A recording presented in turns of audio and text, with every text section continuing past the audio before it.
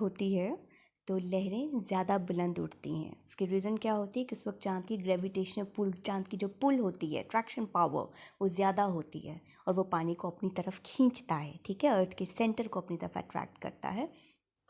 तो यहाँ पे उसी पावर की, उसी पुल की बात हो रही है कि हर स्टार के अपने अंदर एक सर्टन पुल है, सर्टन अट्रैक्शन पावर है, और जब वो किसी भी चीज़ के, कोई भी चीज़ जो उसके मैग्नेटिक फील्ड में एंटर होती है, इट इन्फ्लुएंसेस इट। तो उसी टाइडल पुल की बात हो रही है।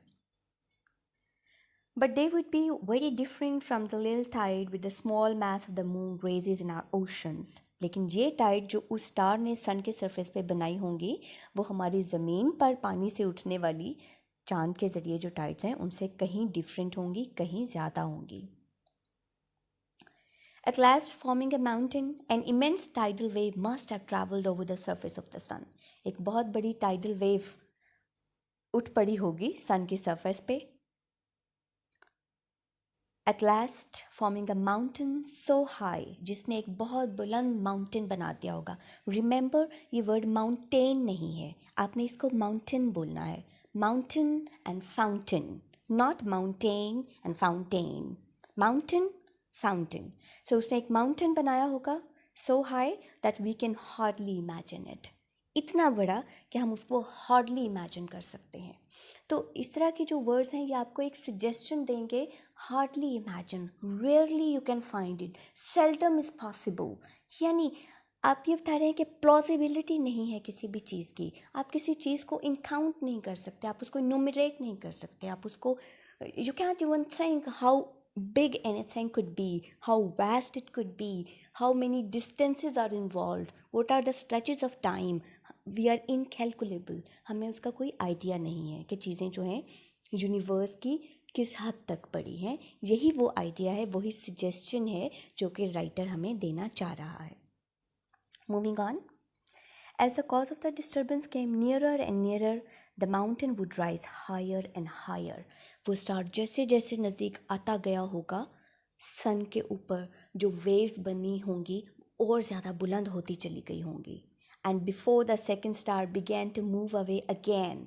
और चूंकि वो स्टार तो ब्लाइंडली आ रहा था, it was not following our destined और डिफाइंड ट्रेजेक्ट्री.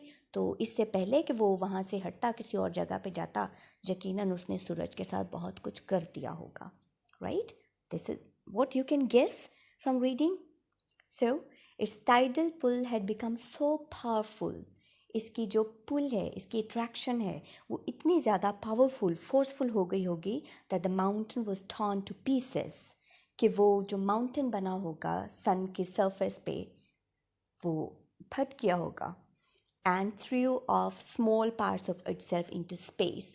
और उसने स्पेस में अपने बहुत सारे जो पार्ट्स हैं उसने ड्रॉप कर दिए होंगे. These small pieces have been going round the sun ever since. और तब से ये small pieces sun के इर्द गिर्द मूव कर रहे हैं.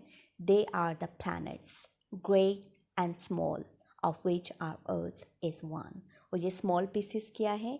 ये वो small pieces हैं जिनको हम planets कहते हैं, जो कि छोटे भी हैं, जो बहुत बड़े भी हैं, और जिनमें से एक planet हमारी earth भी है. So you got to know कि हमारी earth जो है, how did it came into existence? Earth was initially the part of the sun, which was later threw off by the sun as a result of another star having highest attraction power. The sun and the other star we see in the sky are all extremely hot, far too hot for life to exist on them. अब sun और बाकी जो stars हैं वो बहुत ज़्यादा उनका temperature गर्म है. Far too hot for life to exist in them. इतना ज़्यादा टेम्परेचर है that you cannot imagine life to exist over there because this is so high in temperature, almost to boiling. So also no doubt were the pieces of the sun where they were first thrown off. इसीलिए वो सन के जो pieces हैं, चूँकि वो सन के pieces हैं, definitely they would be blazing hot. Gradually they became cooler. Slowly वो ठंडे होते गए.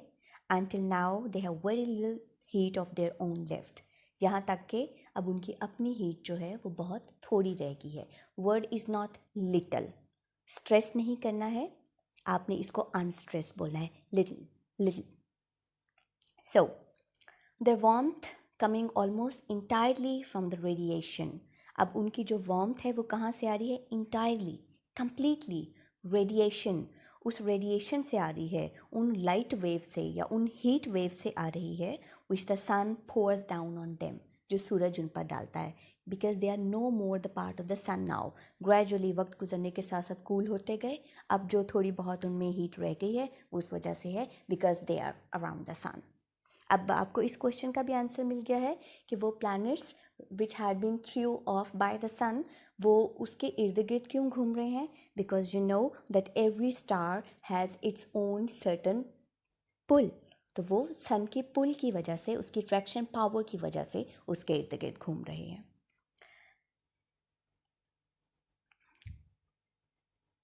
सो we do not know how, when और व्हाई दिस हैपेंड. अब यहाँ पे जो इससे पहले जो राइटर हमें बता रहा है, जैसा मैंने पहले बताया कि वो फैक्ट्स नहीं बता रहा, पॉसिबिलिटीज़ बता रहा है कि this could have happened, this might have happened, ये चीज़ हुआ होगा. अब यहाँ पे आके उसने वो चीज़ बाकायदा तरीके से एक्सप्रेस कर दी है कि हमें नहीं पता कैसे, कब और किस तरीके से ये हुआ. It started in simple organisms whose living power consists chiefly in their being able to reproduce themselves. Life का कैसे आगाज हुआ होगा? Another hypothesis, एक और थियरी कि हो सकता है कि सिंपल ऑर्गेनिज्म से, सिंपल लिविंग बीइंग से लाइफ स्टार्ट हुई हो, whose living power consisted chiefly in their being able to reproduce themselves. जिनकी लिविंग पावर चीफली, मेनली ये होगी कि वो अपने आप को रिप्रोड्यूस कर देते होंगे. Reproduce, watch out the word. Sometimes अगर आपको वर्ड की मीनिंग नहीं पता चलती तो आप वर्ड को उसकी रूट से फाइंड करें. री एंड प्रोड्यूस. रीज प्रीफिक्स, आपको पता है री का क्या मतलब है? रीकैप, दोबारा करना किसी चीज़ को. प्रोड्यूस का मतलब है बनाना. सो रिप्रोड्यूस का मतलब है दोबारा बनाना. यानी वो लिविंग ऑर्गेनिजम्स जिनका मेनली फंक्शन ये है कि वो अपने आप को रिप्रोड्यूस करते हैं, अपने आप को रिवाइव करते हैं. किस तरीके से करते हैं? बिफोर डाइंग, मरने से पहले. So, but from them, from these humble beginnings came a stream of life. हाँ, लेकिन उसके बाद इन हम्बल बिगनिंग से, इन लो बिगनिंग से, इस बेसिक स्टार्ट से स्टार्ट हुई अ स्ट्रीम ऑफ लाइफ. ज़िंदगी का एक सरचश्मा, ज़िंदगी की एक नई वेव, एक नई लहर, which growing ever more and more complex, जो कि पहले से ज़्यादा पेचीदा होती चली गई. Has in the end produce beings, और अब उसने ऐसी चीज़ें बना दी हैं, ऐसी नस्ल को जन्म दिया है whose lives are largely centered in the feelings and ambitions, जिनकी ज़िंदगी में फीलिंग है, ambitions हैं, उनके इरादे हैं, उनके determinations हैं, their sense of beauty and the religion in which lie their highest hopes and noblest desires. जिनकी ज़िंदगी में उनकी तमाम जो उनकी ज़िंदगी है वो उनके अकायद और उनकी तमाम मामलात के इर्द गिर्द घूमती है और उन्हीं पे डिपेंड करती हैं उनकी तमाम तर होप्स और उनकी नोबलेस्ट डिज़ायर्स, उनकी सबसे बेहतरीन डिज़ायर्स, उनकी नाइसेस्ट, उनकी फाइनेस्ट जो डिज़ायर्स हैं उन पर बेस करती हैं. सो आपको पता चला कि अब राइटर जो है वो किस चीज़ को रिफ़र कर रहा है कि ज़िंदगी की इब्तदा कैसे हुई है हमें नहीं पता, लेकिन प्लैनेट्स कैसे बने हैं मे भी इस तरीके से हुआ हो. So beginning could be from simplest organisms, लेकिन उसकी इंतहा जो है वो हम हैं. Although we cannot speak with any certainty, दोबारा से वही बात आ गई, वो श्योर नहीं है, ही इज़ नॉट सर्टेन, उसको मालूम नहीं है. सो सर्टेनिटी हम पूरे यकीन से नहीं कह सकते, पूरी छोटी से नहीं कह सकते.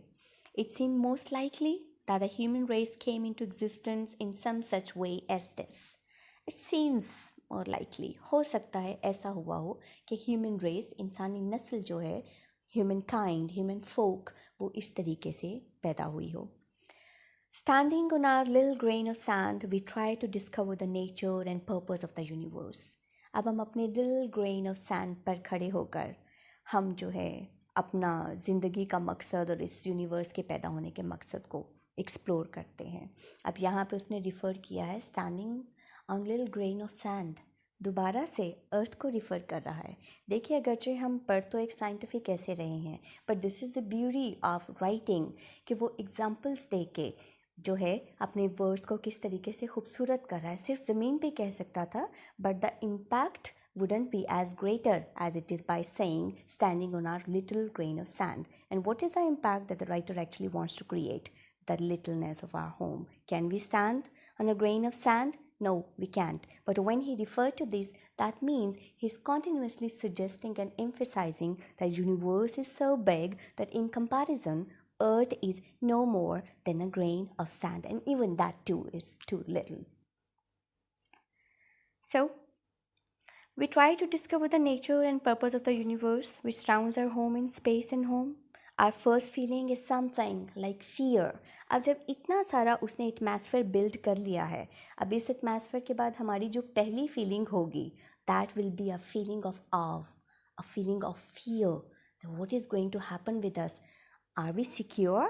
Are we insecure? What is the status of our earth in comparison to such a grand universe? Definitely, we will encounter the feeling of fear. We will be afraid. We find the universe frightening. हमें ये universe frightening लगती है. We're scared of it. We're afraid of it. Because of the stretches of time. So great that we cannot imagine them. क्योंकि time कितना वक्त गुजर चुका है, कितना वक्त पड़ा है, हम कितना गुजार कर आए हैं, हमें उसका कोई इल्म नहीं है. Making the whole of human history so very small in comparison. इसके मुकाबले में जो कुछ हुआ है, हमें ह्यूमन हिस्ट्री बहुत स्मॉल लगती है. ये सब कैसे हुआ है? Because of our extreme loneliness.